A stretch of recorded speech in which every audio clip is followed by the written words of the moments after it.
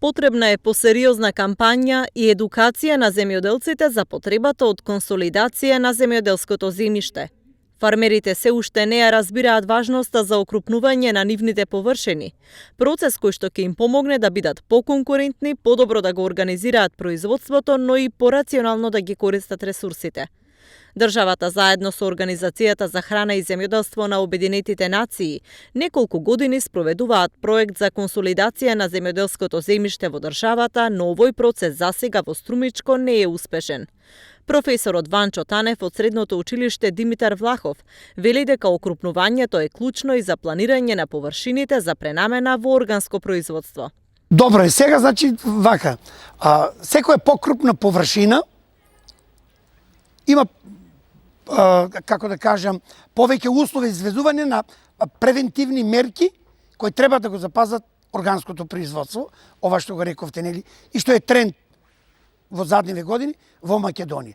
Ние не можеме на ситни површини, каде јас имам некоја култура посадено, а комшијата до мене врши апликација.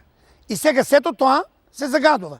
Со дување на ветрови, така лепди во воздухот, самиот воздух е и со паѓање, значи, тие честици над самите растенија, се загадува.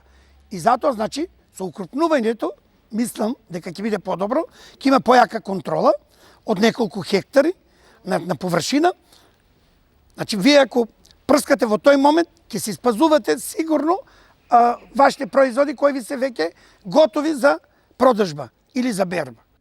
Според експертите, структурата на нивите во државата е неповолна. Поголемиот број се мали семејни со просечна големина од 1,62 хектари и на нив отпаѓаат околу 80% од вкупното земјоделско земјиште. 60% се помали од 1 хектар, а 30% помали од 3 хектари.